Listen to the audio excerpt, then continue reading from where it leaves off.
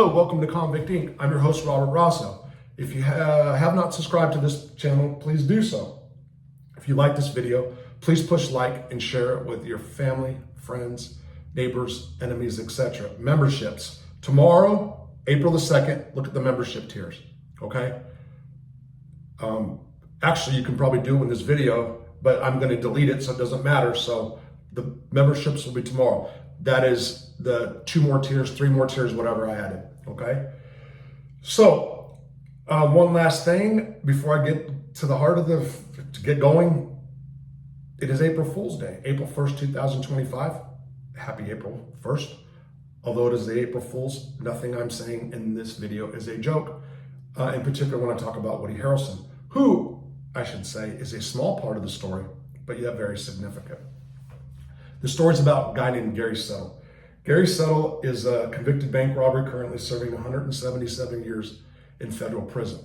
Born and raised in Hawthorne, California. When he was a teenager, his parents, mom and dad, and his older brother, relocated to Ohio. Eventually, the 4 ended up down in Florida, where in his early 20s, Gary appeared to be very successful. Him and his friend started a construction business that was doing very well. He had a wife and a kid, but he also had a dark secret, and that is that he was robbing banks. Him, a couple other guys got together, and on September the 8th, 1992, while traveling out of state, Gary was pulled over and arrested for a federal warrant for bank robbery. He was extradited back down to Florida, where he faced charges for 1 attempted bank robbery, 1 count of attempted bank robbery, 8 counts of bank robbery, and 9 counts of 924C, which is using a firearm in the commission of a crime. That part, the guns, is what really, really changes everything for Gary. Prior to getting busted, Gary thought that he'd end up doing 10 years if he was caught. Never thought about getting caught, he would say. But in his mind, if he got caught, he was looking at about 10 years. And he was off. He was going to do a little bit more had it not been for those guns. Gary goes to trial, gets convicted, and ends up with 177 years. Again, the bank robbery carried 14. The guns carried all the rest of the time, which made him have 177 years. So the 924s were part of the mandatory minimum scheme, the enhancements, tough on crime policies, that all fell under there. Gary's one of the first guys to get that charge.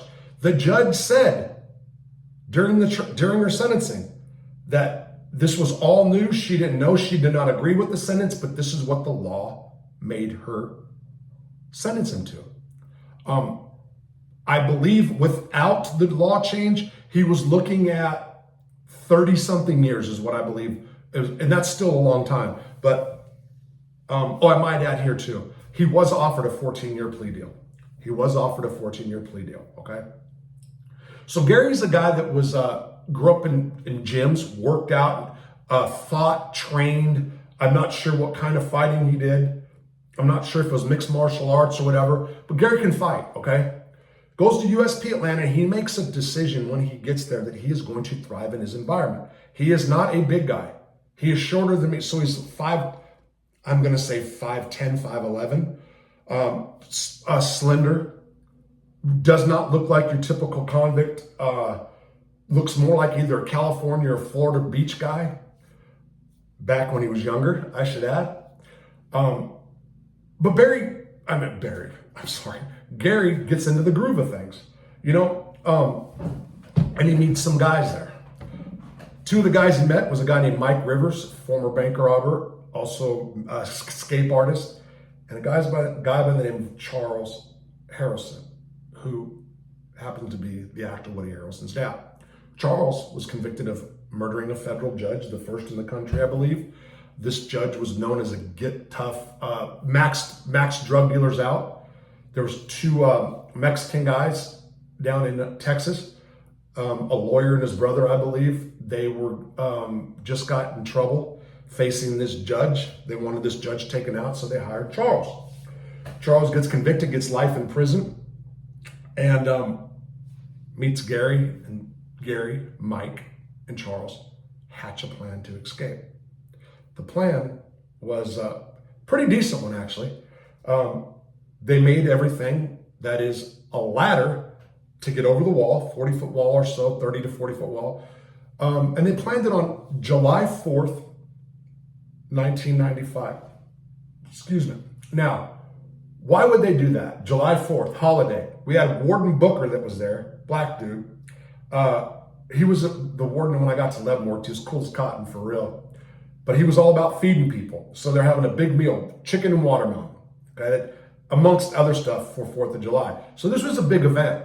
So they decided they're going to go on the 4th of July when you got a big event.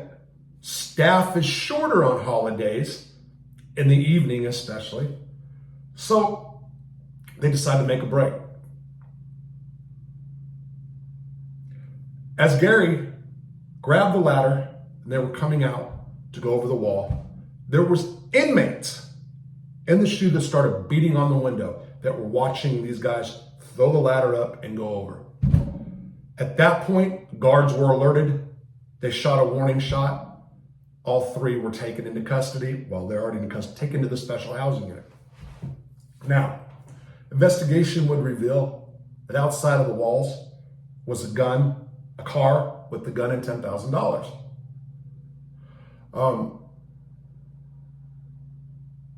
The question was, who put it there? Charles and his son Woody Allen, by the way, we know him best from Cheers.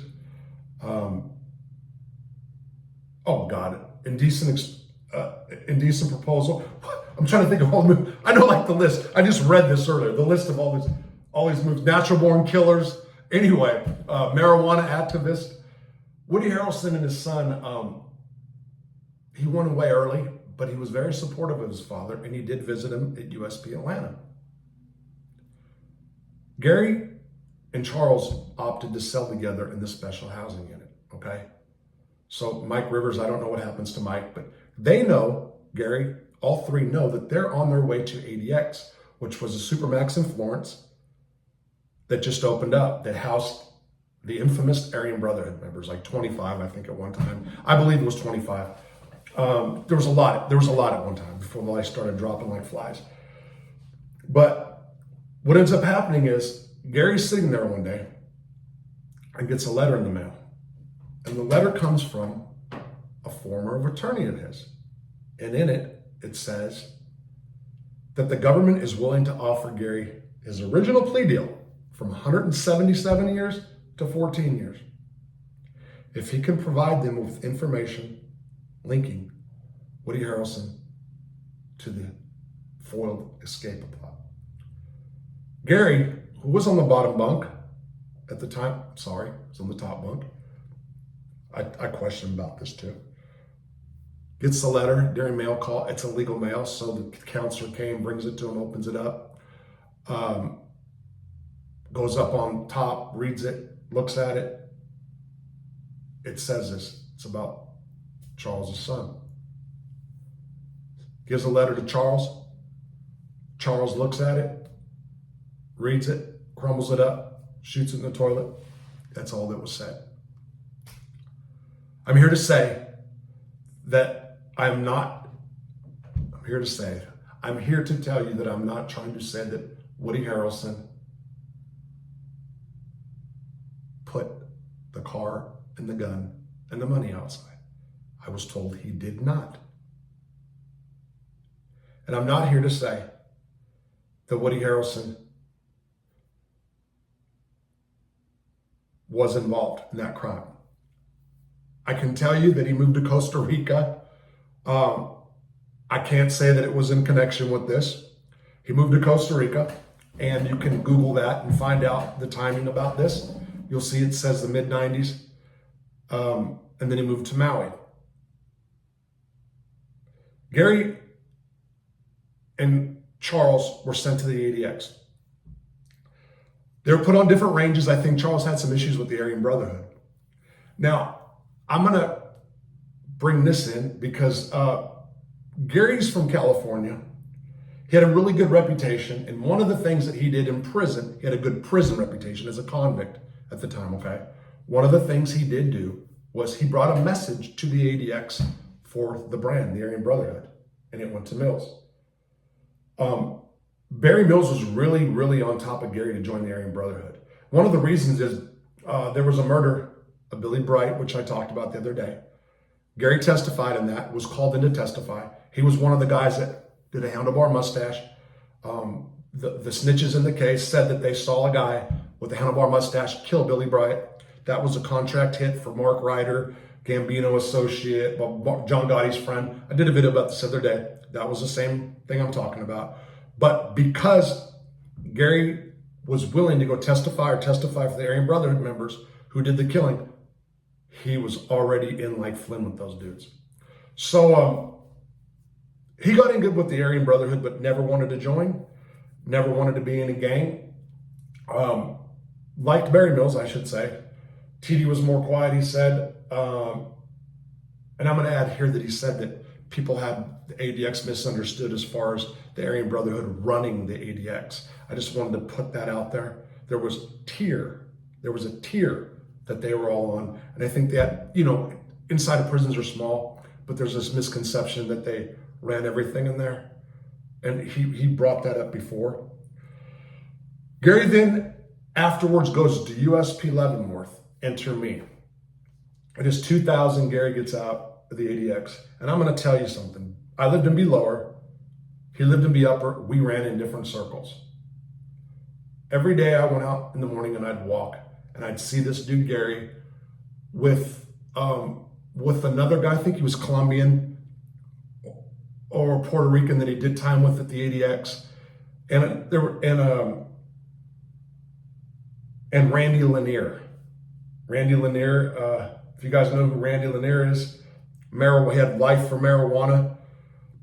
Gene Fisher was his co-defendant, said barges of marijuana coming across South America to Florida, whatever the deal was. Randy Lanier also was a professional race car driver for 1 or 2 seasons. But Gary and Randy were freaking fresh, super tight. The three of them every morning would work out, and we're talking bouncing up and down the stairs, holding each other up, doing push-ups with humans. I mean, these dudes were into it. By the way, they took the weights out of Leavenworth in 1997, 98, so there was no weights. But Gary was a workout machine. I remember we weren't in the same circle as friends. I was on the Dirty White Boy, and with the Dirty White Boy at the time. But I remember the respect Gary got on the yard. He came from ADX. He was not a gang member. He was not your typical white-looking convict, but this guy had he commanded respect almost, and he was really very well-spoken, educated, seemingly. But I remember just going, wow. And at the time I was going to the whole lot, I was getting in trouble.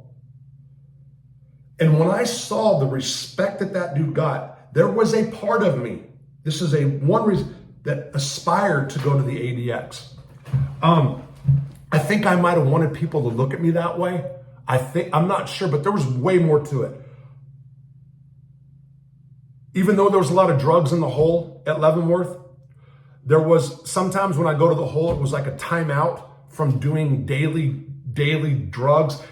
Look, I did a lot of drugs in the hole, but there was something like, if I go to the ADX, I'll dry out. There was something about that. I loved doing single cell hole time. And I wanted to earn my life sentence.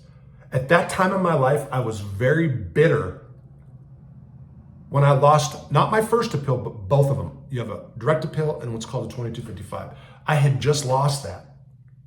And this is getting into 2001, and I really, really wanted to go to the ADX. And it was because of the way Gary was treated, because of the way I saw it. Again, that was a small portion. There was a lot more. I love single cell time. I worked out good. I did good whole time, okay? And meeting Gary and seeing how people carried him it just like put the cherry on top. So there was that time that my mind was headed there. Like I was going. And anyway, I never did. I got transferred out of Leavenworth. Gary stayed there till 2005. I should add here, during that time, it was 2002, there was a guy at the prison that came in under a fake name because he was a serious sex offender. This is a guy who snatched a girl up, drove her all over the place, and I think she was freed at a mall or something like that. This is a real maggot. Gary was involved in an incident that involved that sex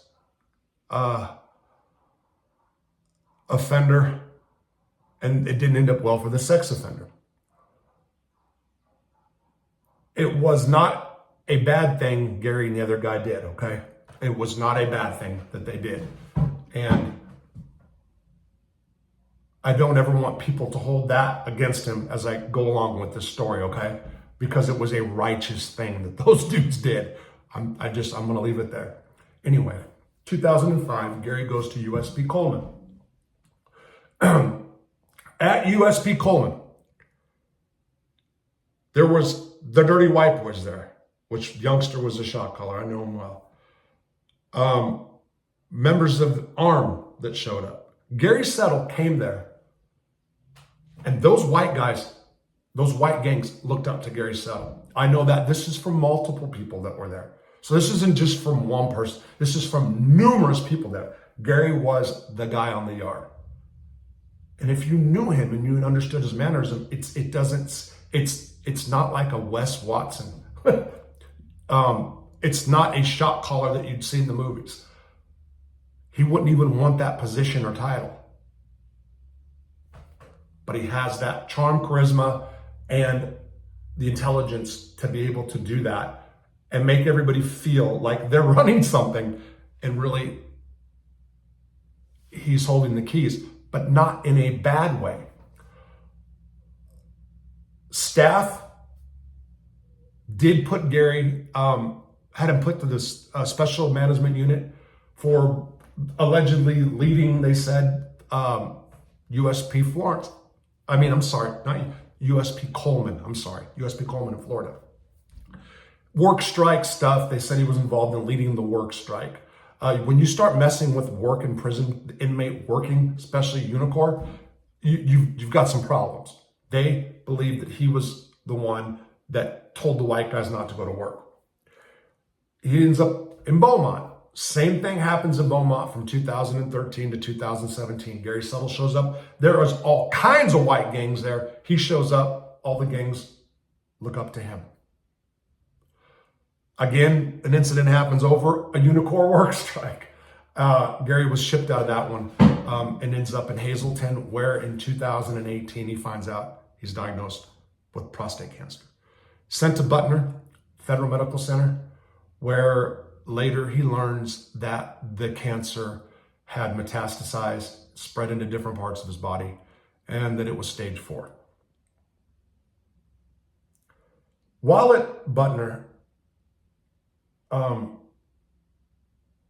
Gary sees a guy who's sick, and he had corresponded with FAM, which is Families Against Mandatory Minimum, which was originally a grassroots organization that started out in Oregon by a girl named Julie Stewart, which is now a lobbyist firm in Washington, D.C. on K Street. Families Against Mandatory Minimum, in my opinion, when I first came in, we prisoners were jazzed about FAM. They're called FAM. Then came their advocacy or advocacy for the crack offenders. If you weren't African American or a crack offender, FAM really lost a lot of us, okay?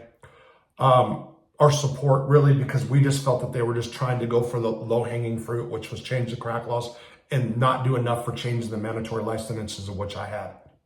However, Donald Trump signs into law the First Step Act in 2018, and in it, the Compassionate Release Statute changed.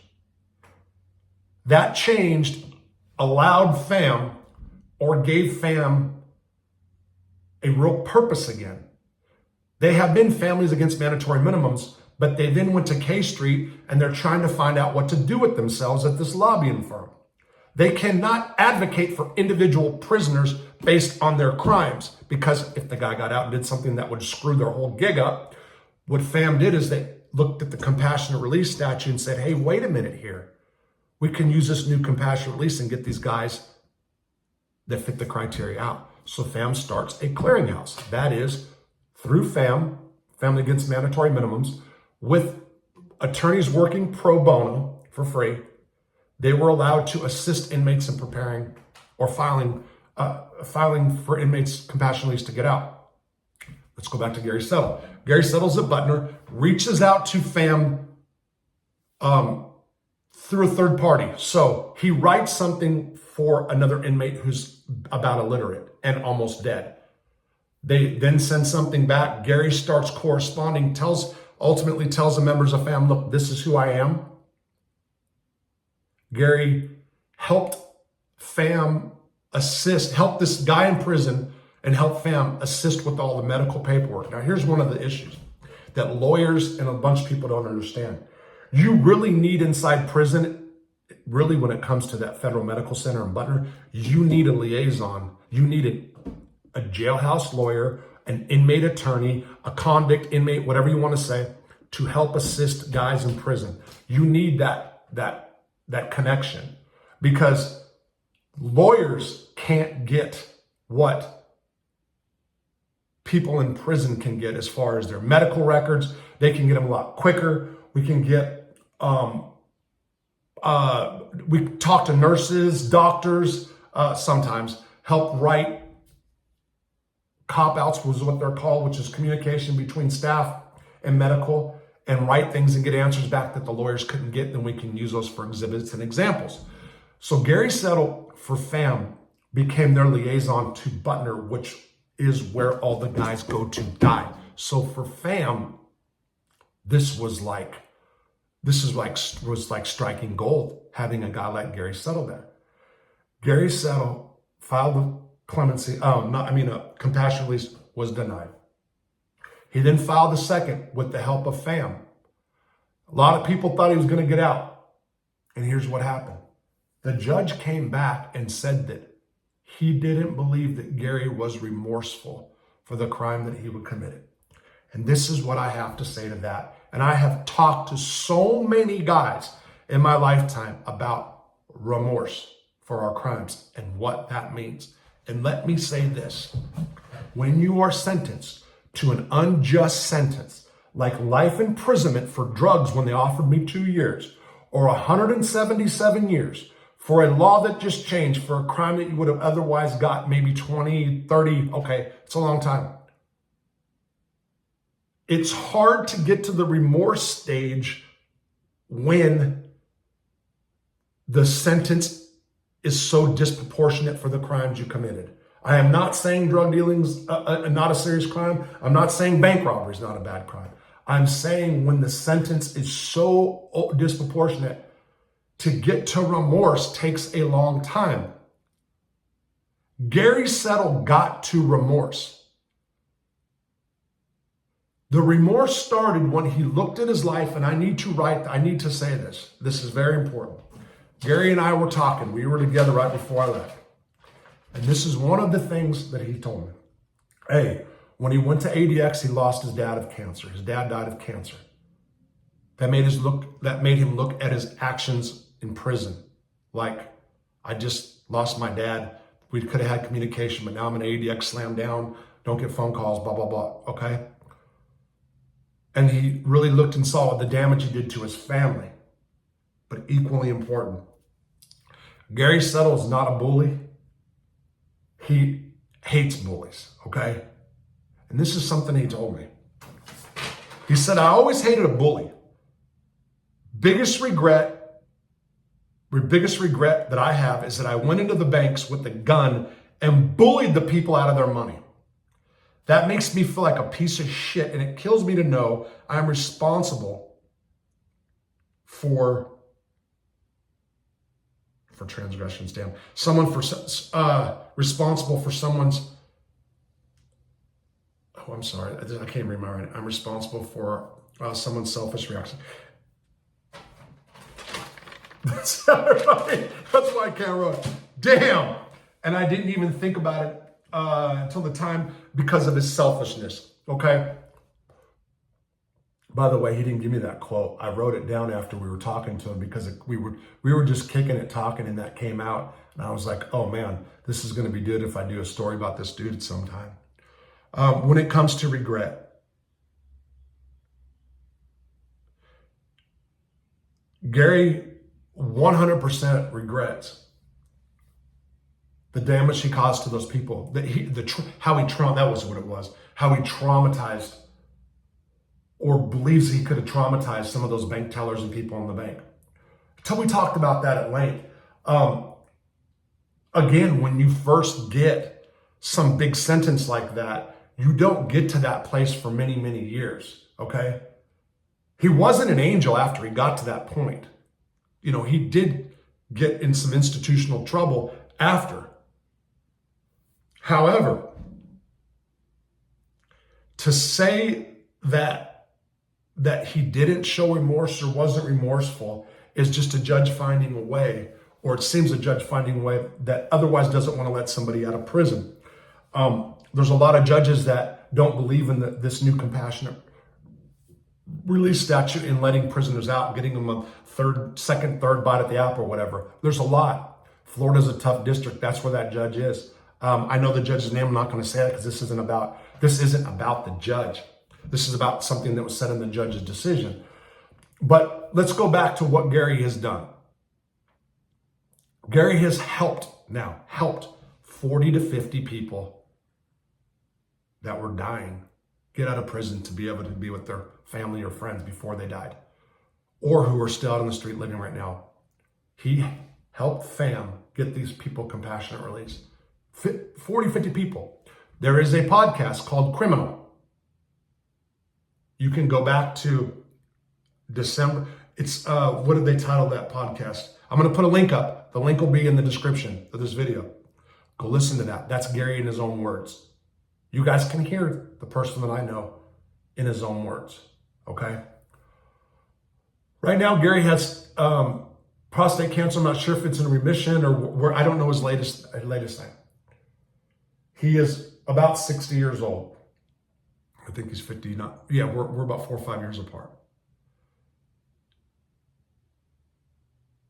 Go listen to Criminal in his own words. He says it better than I can. Through FAM, it is he has found a purpose.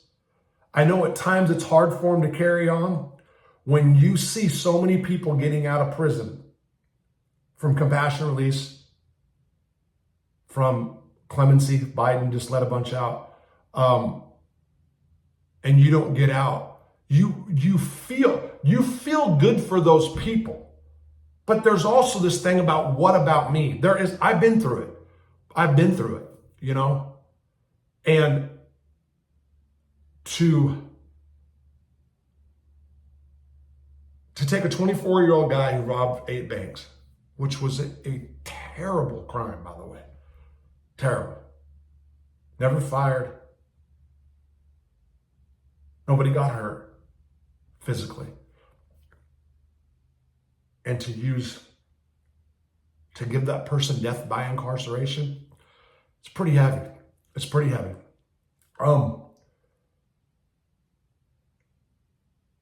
I asked Gary about Woody Harrelson, and one of the things he said, you know, he doesn't go into detail or want, you know, this is what he said. Had I chose to do that, meaning give up information, true or false, to try to get a time cut or to get that 14 years time cut, there's 40 or 50 people that might not have got out of prison. And he did say that. And he was, I mean, with, you know, he found a way to say, look, I did the right thing. And I'm not saying he did the right thing. I know a lot of people would jump at that chance. I was also offered 14 years. It's a common number, I think. After having life and lost both of my appeals, I was offered to go back and testify against my co-defendants. That was the hardest decision I ever made, not to go back and tell them those people who never sent me a dime, letter, anything, okay? But I did the right thing. Gary did the right thing. Woody Harrelson became a great actor and still has a great career. 40 or 50 people got out of prison. Gary still sits there. I think it sucks. Gary's a good guy. By the way, me and him butted heads a lot. So this isn't my ace deuce dog. We did not hang out in federal prison. We knew each other. He said I was the good dirty white boy. The good dirty white boy who paid all his debts. He did say that. It's, right? That's a prison gang I was involved in. But